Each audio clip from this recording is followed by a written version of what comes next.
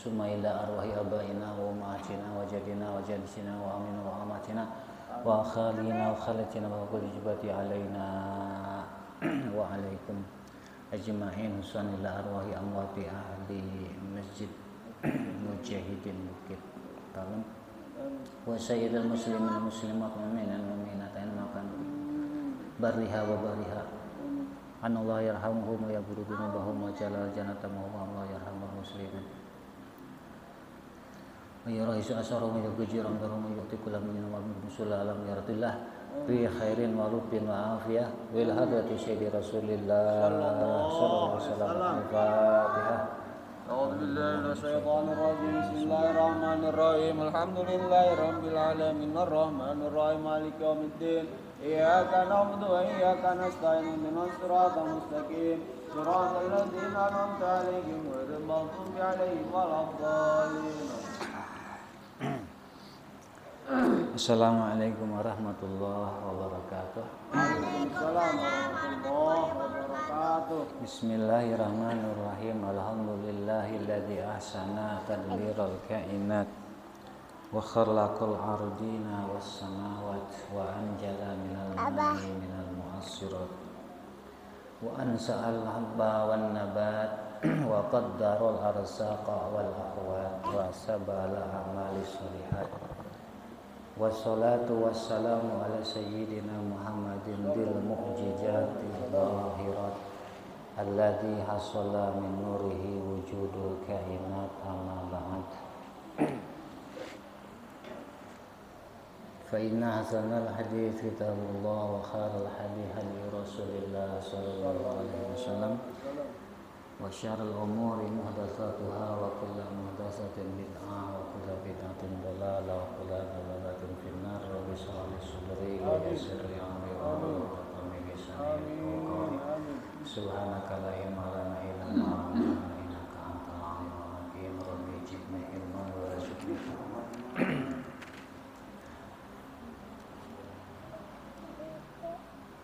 Para hadirin jamaah Masjid Mujahidin Bukit Palem, jamaah rutin malam Sabtu, jamaah pengajian kitab Mukasyafatul Qulub Imam Ghazali rahimakumullah. Semoga senantiasa dirahmati Allah Subhanahu wa taala, dikasihi, disayangi dan diampuni segala dosa kesalahannya, dikabul segala hajat dan tujuannya, amin ya rabbal alamin.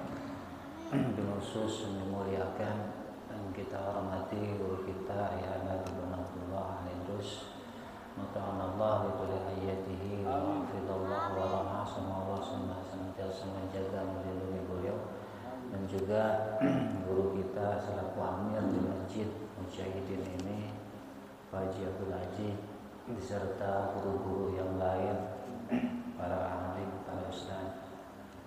Insyaallah Allah senantiasa kasihi dan menyayangi beliau semua. Selanjutnya, Bismillahirrahmanirrahim. Imam Ghazali rahimahullah ta'ala alim dan beliau berkata, Al-Babul Hadi Asyar. Alhamdulillah kita sampai pada bab yang ke-11, fi ta'atillah wa mahabbatih wa mahabbati rasulih.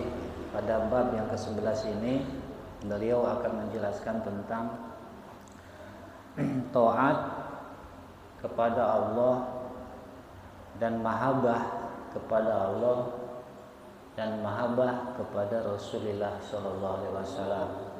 Jadi dalam bab ini akan dijelaskan tiga hal. Pertama, ketaatan kepada Allah. Kedua, kecintaan kepada Allah. Ketiga, kecintaan kepada Rasulullah sallallahu alaihi wasallam. Qala Allah Ta'ala, Imam Ghazali memulai perkataannya dalam bab ini dengan firman Allah Subhanahu wa taala, "Qul in kuntum tuhibbunallaha fattabi'uni yuhibbukumullah." Qul, ucapkan wahai Nabi, yang dimaksud khitabnya kepada baginda Nabi sallallahu alaihi wasallam.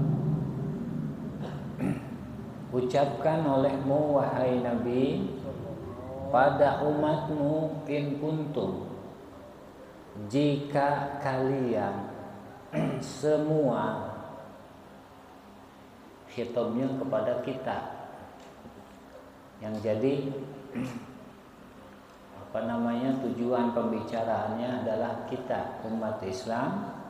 jika kalian umat Islam tuhibbunallah, kalian semua mencintai Allah, fattabi'uni, maka hendaklah kalian mengikutiku. Yuhibbukumullah, maka ketika kalian mengikutiku, Allah akan mencintai kalian. Dalam surah Al-Imran ayat 21. I'lam, kata Imam Ghazali, i'lam wa kalimatu i'lam la yata'ata ila bisyiddati ma'daha ma ba'daha. Kalimat i'lam tidak diucapkan kecuali untuk menegaskan ucapan setelahnya, yaitu setelah i'lam nanti apa yang disampaikan, maka i'lam ini untuk menegaskan. Ketahuilah rahimakallah, semoga Allah merahmatimu, anna mahabbatal abdi wali rasulihi ta'atuhu lahuma wa itba'uhu amrahuma. Sesungguhnya kecintaan seorang hamba kepada Allah dan kepada Rasulullah sallallahu alaihi wasallam. Tadi kan dalam ayat disebut kul in kuntum tuhibbunallah, in kuntum tuhibbunallah, jika kalian mencintai Allah maka ikutilah aku, kata baginda Nabi sallallahu alaihi wasallam berdasarkan perintah Allah Subhanahu wa taala. Nah, ketika kalian mengikutiku, maka Allah pasti mencintai kalian. Nah, di sini ada kata mahabbah, kecintaan. Jadi Allah memerintahkan melalui Rasulullah SAW supaya kita mengikuti Rasulullah SAW sebagai bentuk ungkapan perwujudan pelaksanaan dari kecintaan kita kepada Allah Subhanahu wa taala.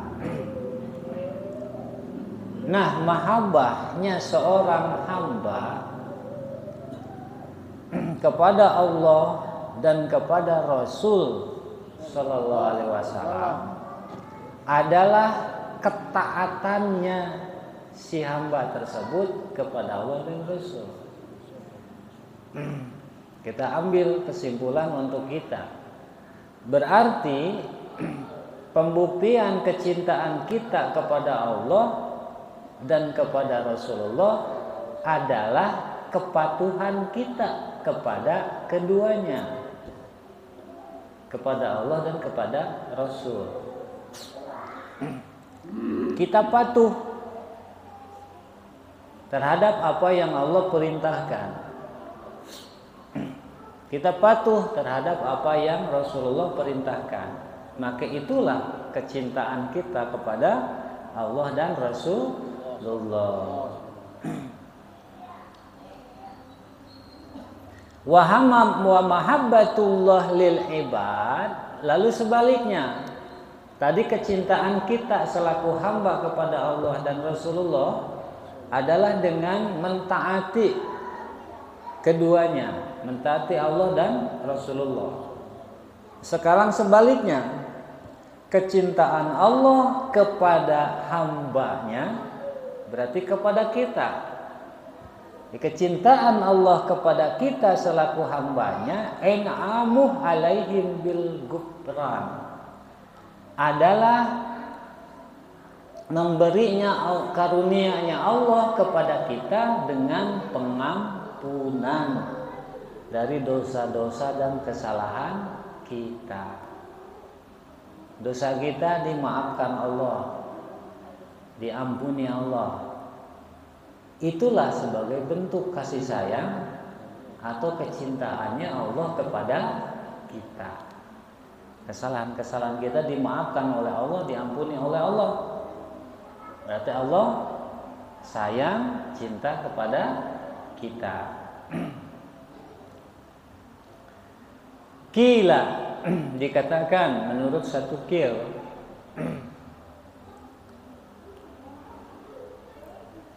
kalau dalam bidang fikih suatu ibarat kitab yang dimulai dengan qil, fi'il madhi majhul, dilalah litabarri, menunjukkan kepada kaul dhaif kalau dalam fikih. Kalau ini dalam bab fadilah beda.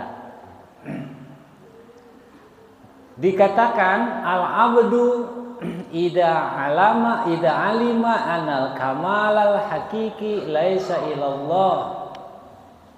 Seorang hamba bila mana ia tahu bahwa tidak ada kesempurnaan hakiki selain Allah.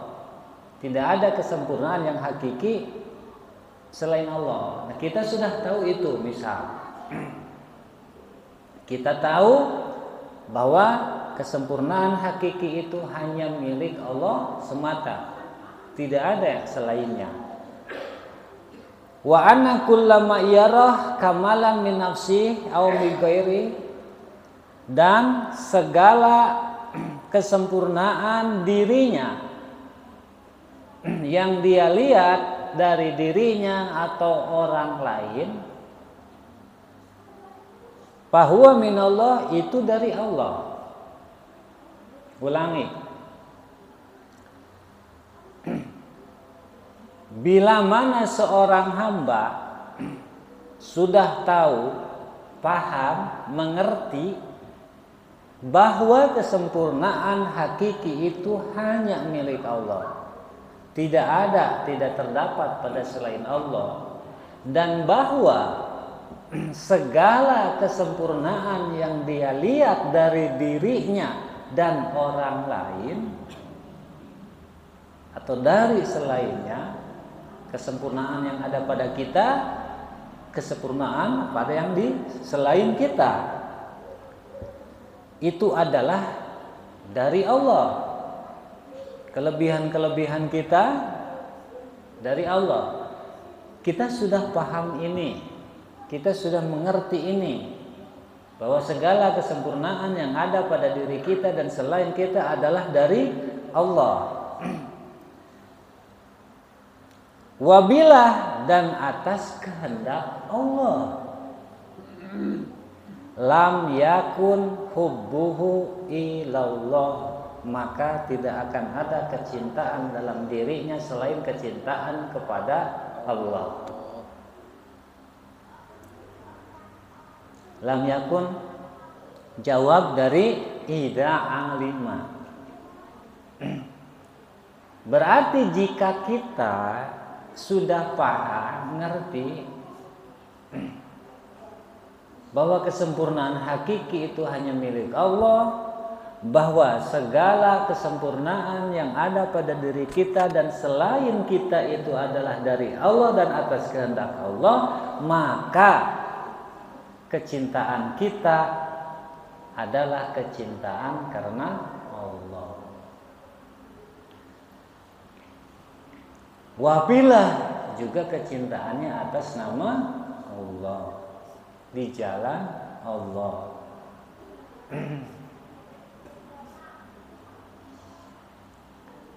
Wadalika yaqtadi iradata ta'ati. Nah, perasaan tadi, kondisi perasaan, kondisi kejiwaan tadi yang sudah ada pemahaman bahwa tidak ada kesempurnaan hakiki selain Allah, dan bahwa segala kesempurnaan yang ada pada diri kita dan selain kita itu dari Allah,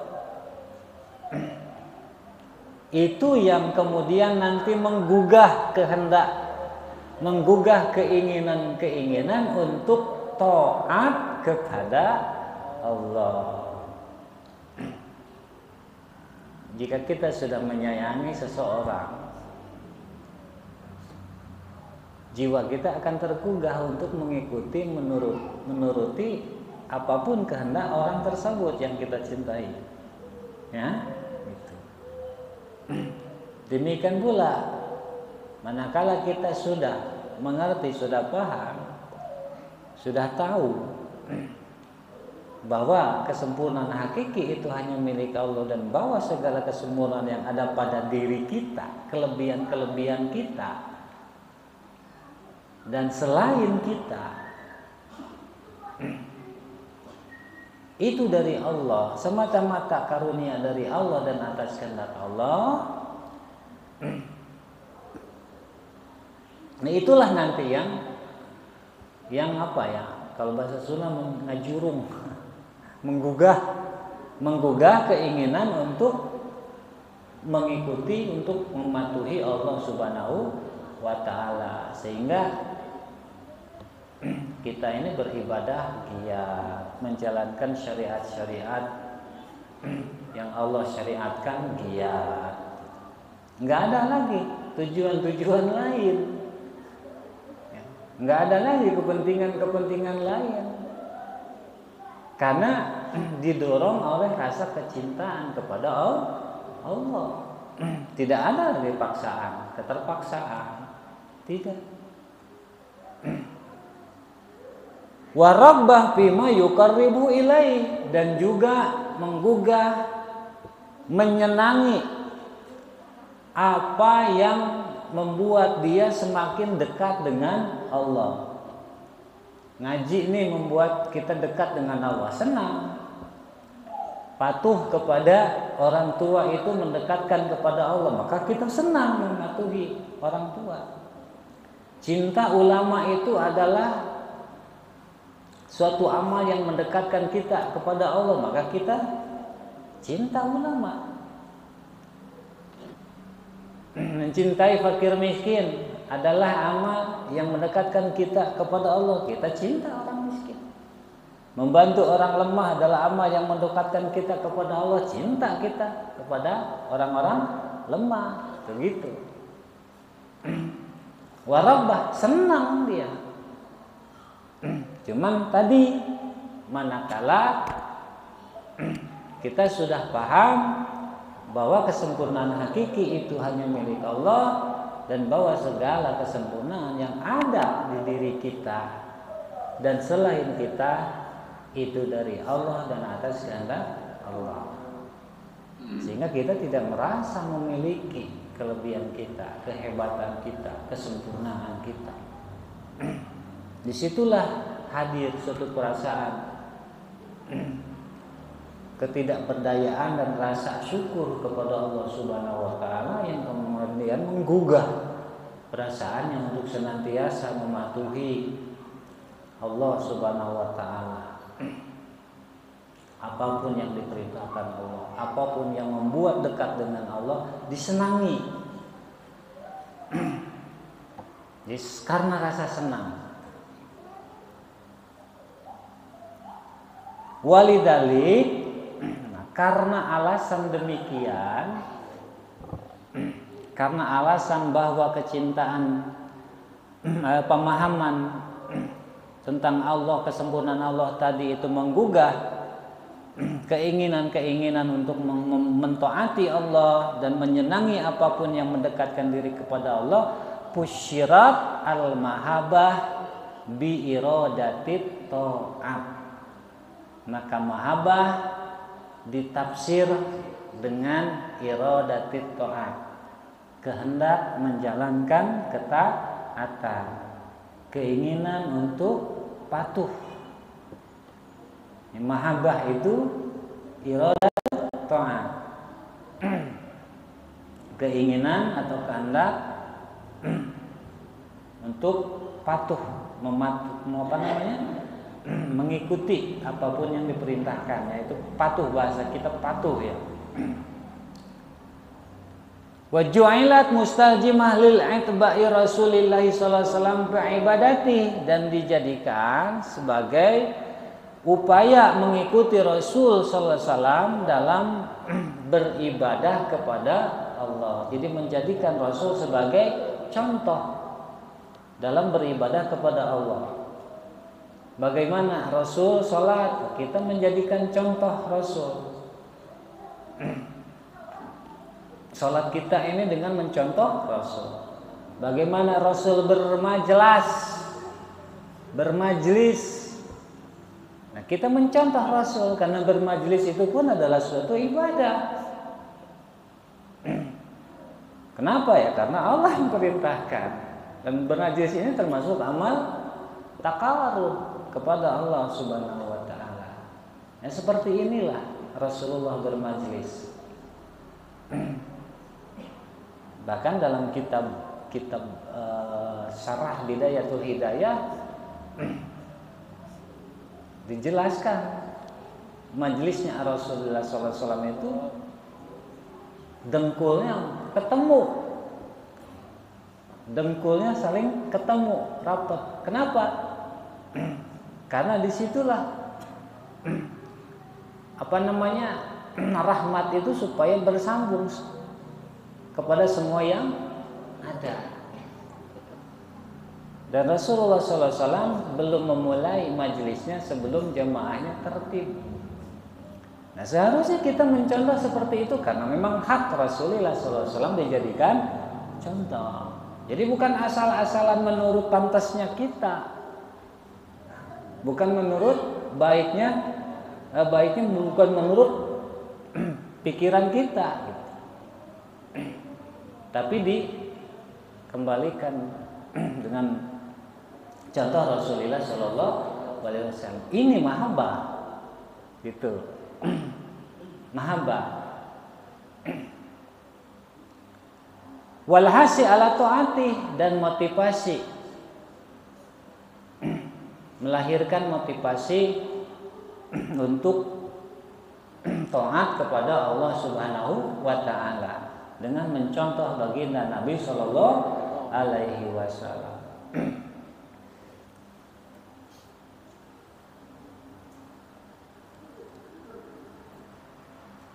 Wa anil Hasan, dan diceritakan dari Imam Al-Hasan radhiyallahu ta'ala an, qala aqwamun ala ahdi Rasulillah sallallahu alaihi wasallam ya Muhammad inna la nuhibbur rabbana. Nah, diceritakan dulu ada beberapa kelompok orang, beberapa golongan yang berkata kepada baginda Nabi sallallahu alaihi wasallam di zaman beliau, bagaimana kelompok tersebut berkata kepada baginda Nabi, ya Muhammad inna lanuhibbu rabbana, wahai Muhammad, kami ini sangat cinta pada Tuhan kami. Kami ini sangat cinta pada Tuhan kami. Fa'anjalallahu hadil ayat, maka Allah menurunkan ayat ini. Jadi berarti ayat ini sabab nuzulnya adalah karena perkataan beberapa orang kepada baginda Nabi sallallahu alaihi wasallam yang mengaku mencintai Allah Subhanahu wa taala. Ya, dengan kata lain, oh kalau memang kalian mencintai Allah, ikuti aku. Kata baginda Nabi sallallahu alaihi wasallam. Wa an Bishr al-Hafi, dan diceritakan dari Bishr al-Hafi. Bishr al-Hafi ini salah seorang tokoh salaf soleh yang terkemuka di zamannya. Abad ketiga. Beliau wafat pada tahun 227 Hijriah. Jadi sekitar zaman kekhalifahan Al-Ma'mun. Sejaman juga dengan Imam Ahmad bin Hanbal. Bahkan beliau ini berguru kepada Imam Ahmad bin Hanbal. Berarti Bishr Al-Hafi ini salah satu muridnya Imam Ahmad bin Hanbal. Terkenal Bishr Al-Hafi. Nama aslinya Bishr Al-Haris. Abu Nasr Bishr Al-Haris. Abu Nasr ini kunyah beliau. Beliau punya anak Nasr. Abu Nasr. Nama aslinya Bishr Al-Haris. Al-Hafi. Al-Hafi ini laqab. Karena beliau setelah penemuan jati dirinya, setelah menjadi seorang salik, beliau ini nggak pernah pakai alas kaki. Nah, Al-Hafi ini orang yang tidak beralaskan kaki. Kalau bahasa kita Sundanya nyeker. Maka julukannya Al-Hafi. Dia orang yang tanpa alas kaki atau nyeker. Nah, asal muasal sebab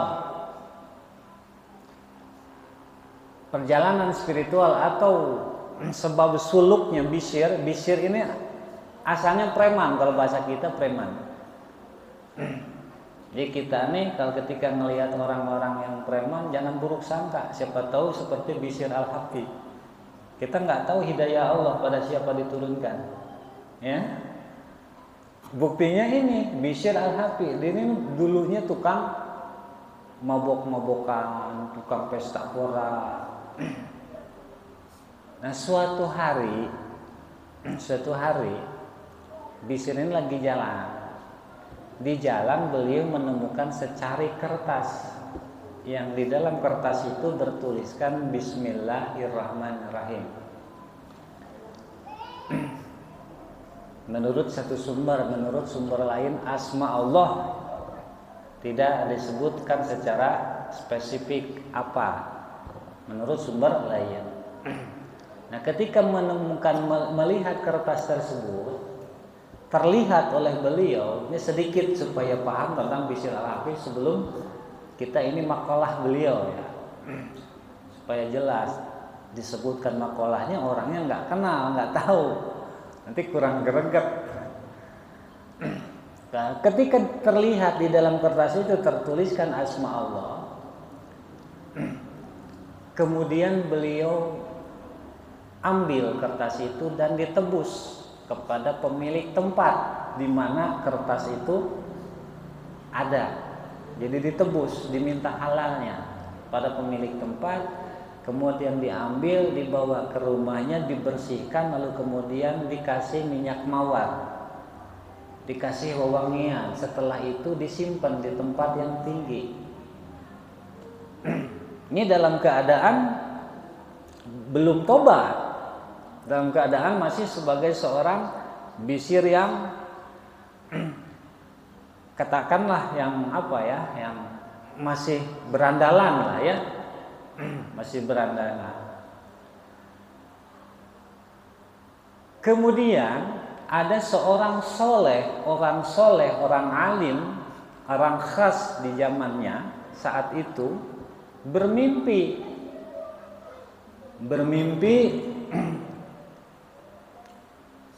didatangi seseorang agar menyampaikan perkataan kepada Bishr.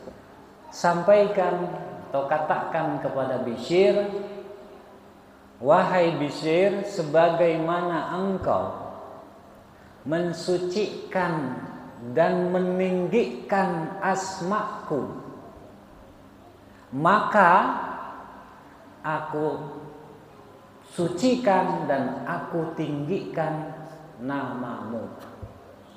Sebagaimana engkau mensucikan, membersihkan, kan bersihkan tuh sama Bishr. Tadinya kan namanya geletak di jalan, dibersihkan.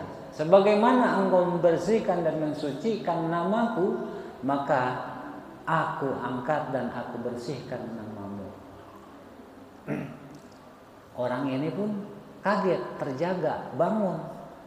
Dan dia tahu bagaimana bisa seorang Bishr yang tukang bla bla bla bla misalkan, wah salah kali, tidur lagi. terulang lagi. Masih ragu, nggak mungkin orang Bishr tukang gitu kok. Tidur lagi, demikian lagi sampai memastikan istikharah supaya pasti jawabannya tetap sama. Akhirnya sampai pada kesimpulan untuk menyampaikannya. Dicari Bishr, ternyata Bishr ditemukan sedang kumpul dengan teman-temannya lagi yang namanya dunianya seperti itu. Lagi hura-hura, lagi poya-poya menurut kesenangannya. Dipanggil, kemudian disampaikan begini-begini, lalu termenung Bishr. Nah, sejak itu timbul tergugah dalam hati merasa malu kepada Allah Subhanahu wa ta'ala. Sadar dia, ternyata Allah ini menyayangiku. Nah, dimulai dari situlah perjalanan spiritual Bishr seorang salik. Sejak itu beliau tobat kepada Allah Subhanahu wa ta'ala dan kemudian berguru kepada Imam Ahmad bin Hanbal. Dan Imam Ahmad bin Hanbal ini sangat menyayangi Bishr al-Hafidh, sehingga sampai salah seorang dari muridnya merasa cemburu. Wahai Imam, Anda ini seorang alim, seorang imam, ahli fikih, ahli segala hal, tapi kenapa Anda senantiasa duduk dan sangat sayang kepada Bishr? Jawaban Imam Ahmad bin Hanbal, betul, aku ini ahli di bidang hadis, di bidang fikih. Tapi untuk kedekatan dengan Allah Subhanahu wa ta'ala, Bishr lebih dariku. Sampai mendapatkan syahadah dari Imam Ahmad bin Hanbal, Bishr al-Hafidh. Itu sepintas tentang Bishr al-Hafidh. Nama maqalah dari Bishr al-Hafidh, beliau Bishr al-Hafidh, ra'aitun nabiyya fil manam. Aku pernah memimpikan Nabi sallallahu alaihi wasallam fil manam, dalam tidurku. Faqala, nah beliau Nabi sallallahu alaihi wasallam berkata, ya Bishr, atadri bima rafa'akallahu min baini akranik. Wahai Bishr, tahukah kamu dengan sebab apa Allah mengangkat derajatmu sehingga melebihi teman-temanmu? Gultu, maka aku menjawab, kata Bishr, la ya Rasulullah, tidak wahai Rasulullah, aku tidak tahu sebab apa Allah mengangkat derajatku sehingga lebih tinggi dari saudara-saudaraku, dari teman-temanku. Qala, maka baginda Rasulullah sallallahu alaihi wasallam menjawab, bi khidmatika lisolihin, karena khidmahmu, karena pelayananmu kepada orang-orang soleh,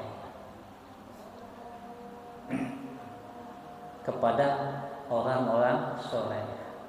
Jadi ada managib lagi, Bishr al-Hafidh ini cinta orang soleh, cinta orang miskin. Sehingga suatu ketika di suatu musim dingin, ketika orang-orang lain menggigil walaupun dengan memakai pakaian, beliau ini sengaja membuka pakaiannya. Yang pakaiannya itu dibuka sehingga yang ada saat itu bertanya, kenapa kamu membuka pakaian kamu sedangkan ini musim dingin? Jawab Bishr al-Hafidh, aku teringat orang-orang miskin yang tidak punya pakaian, sedangkan saat ini aku tidak memiliki apapun untuk mereka. Aku sengaja membuka pakaianku ini untuk merasakan bagaimana dinginnya mereka tanpa pakaian. Aku ingin merasakan bagaimana dinginnya mereka orang-orang miskin yang tanpa punya pakaian. Ini menunjukkan apa? Sejauh mana pembelaan, perasaan, kecintaannya Bishr al-Habib pada orang miskin dan terutama orang-orang soleh. Di antara khidmahnya kepada orang soleh yaitu kepada gurunya Imam Ahmad bin Hanbal. Ini panjang ceritanya, waktunya mau habis lagi ya. Wa nasihatik li ikhwanik, dan karena nasihatmu kepada saudaramu, wa mahabbatik li ashabik, dan karena kecintaanmu kepada para sahabatmu, wa ahli sunnati, dan karena kecintaanmu kepada ahli sunnahku, pada orang-orang yang gigih menjalankan sunnahku, wa itba'i li sunnati, dan karena itba kamu, mengikutinya kamu kepada sunnahku, itulah yang membuat kamu diangkat lebih tinggi derajat kamu dibanding teman-teman kamu. Ini yang berkata baginda Rasulullah SAW kepada Bishr al-Habib melalui mimpi beliau. Ya, terlepas dari itu tergantung sejauh mana keimanan kita, kepercayaan kita kepada orang-orang soleh. Wa qala sallallahu alaihi wasallam,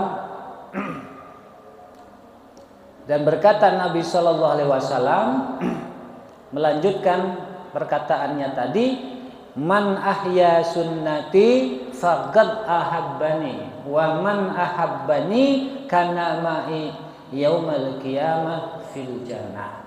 Barang siapa orang yang menghidupkan sunnahku, maka ia mencintaiku, dan barang siapa orang yang mencintaiku, maka kelak yaumal qiyamah ada bersamaku di dalam surga. Waja'a fil asar, wallahu a'lam. Waktunya sudah habis, kita cukupkan dulu. Nah, mudah-mudahan ini menjadi dorongan semangat motivasi kita untuk lebih bisa mahabbah kepada Allah Subhanahu wa ta'ala, yang menggugahkan kita supaya lebih giat beribadah kepada Allah Subhanahu wa ta'ala. Dan alaikum ajma'in. Assalamualaikum warahmatullahi wabarakatuh. Waalaikumsalam warahmatullahi wabarakatuh. Semoga rahmat dari Allah Subhanahu wa ta'ala dan senantiasa mencintai menyayangi Allah Subhanahu wa ta'ala. Jamaah sekalian, mari sama kita tutup majelis ini dengan berdoa penutup majelis.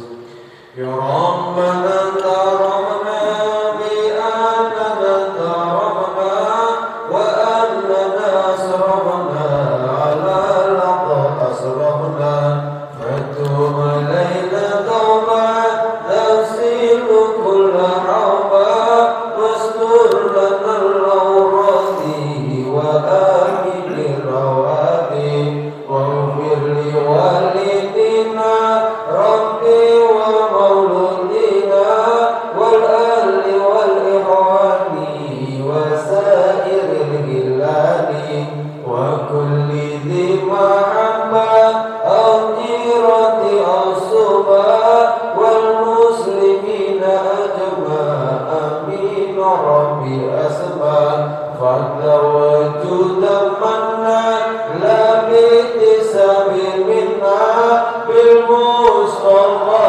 rasuli nadhi kulli sulli sallallahu wa sallam rabbi alaihi hadal habbi wa alihi wa sahbihi idati tasisubi walhamdulillahi bil badli wa tanahi walhamdulillahi bil badli wa tanahi rabbana dhalamna anfusana wa illam taghfir lana wa tarhamna lanakunanna khasirin. Allahumma ighfir li ummati sayyidina Muhammad, Allahumma arham ummati sayyidina Muhammad, Allahumma ansur ummata sayyidina Muhammad, Allahumma astur ummata sayyidina Muhammad. Rabbana ighfir lana wa li ikhwanina alladhina sabaquna bil iman wa tub alaina fi qulubina innal ladzina amanu rabbana innaka ra'ufur rahim. Rabbana atina fid dunya hasanah wa fil akhirati hasanatan wa qina adzabannar.